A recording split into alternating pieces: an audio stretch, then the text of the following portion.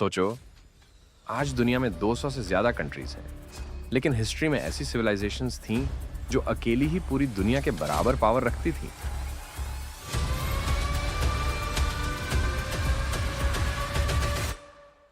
फिर भी आज एक भी जिंदा नहीं है। ना उनका सिस्टम, ना उनकी गवर्नमेंट, ना उनका फ्यूचर। सिर्फ क्या बचा? टूटे हुए शहर, खाली मॉन्यूमेंट्स और कुछ सवाल जिनका जवाब हम अवॉइड करते आए हैं। क्योंकि असली सवाल ये नहीं है कि रोम कैसे गिरा या माया क्यों खत्म हुए।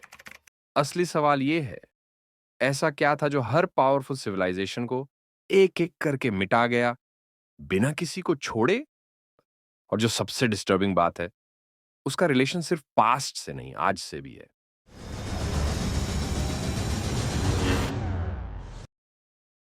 2000 के बाद आर्कियोलॉजिस्ट्स ने एक चीज नोटिस की। अलग अलग सिविलाइजेशंस का कोलैप्स अलग लगता था, जब तक डेटा कंपेयर नहीं किया गया। हार्वर्ड यूनिवर्सिटी के आर्कियोलॉजिस्ट जोसेफ टेंटर ने डजन्स ऑफ सिविलाइजेशंस का एनालिसिस किया। उनका कंक्लूजन शॉकिंग था। सिविलाइजेशंस कोलैप्स नहीं होती, वो कॉम्प्लेक्सिटी के बोझ से गिरती हैं।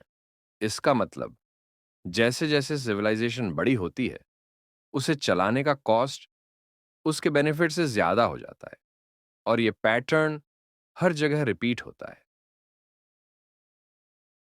माया सिविलाइजेशन सेंट्रल अमेरिका में थी। Highly advanced astronomy, mathematics, accurate calendars. लेकिन 2012 के बाद नासा और जर्मन रिसर्च सेंटर के साइंटिस्ट्स ने माया रीजन के लेक बेड्स स्टडी किए। पोलन एनालिसिस और सेडिमेंट कोर्स से पता चला, कोलैप्स से पहले 150 से 200 साल तक सीवियर ड्रॉट्स थे। लेकिन माया ने क्या किया? उन्होंने टेम्पल्स बनाए, रिचुअल्स इंक्रीज किए, पॉपुलेशन बढ़ाई। एनवायरनमेंट चेंज हो रहा था, सिस्टम चेंज नहीं हो रहा था, इसलिए कोलैप्स हुआ। एक साल में नहीं, जनरेशंस में। मेसोपोटामिया, आज का इराक रीजन, वर्ल्ड की पहली सिटीज, वर्ल्ड का पहला इरिगेशन सिस्टम। लेकिन यूनिवर्सिटी ऑफ शिकागो के एंशिएंट सॉइल स्टडीज ने रिवील किया, ज्यादा इरिगेशन से सॉइल में सॉल्ट बिल्डअप हुआ, क्रॉप्स फेल होने लगे।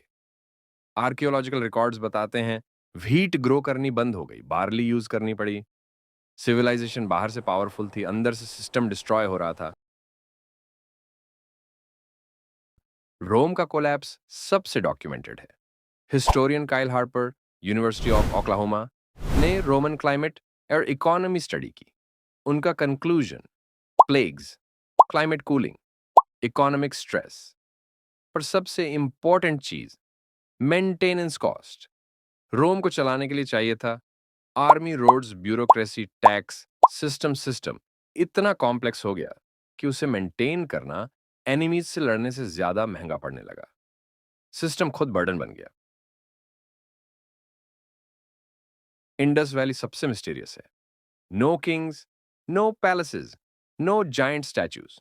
आईआईटी खड़गपुर और कैम्ब्रिज यूनिवर्सिटी के स्टडीज दिखाते हैं, मानसून पैटर्न्स चेंज हुए, रिवर्स शिफ्ट हुई, ग्रेजुअल कोलैप्स हुआ, लोग शहर छोड़ते गए, ट्रेड नेटवर्क्स ब्रेक हो गए।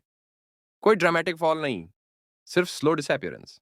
Different continents, different time periods, different technologies, फिर भी पैटर्न सेम।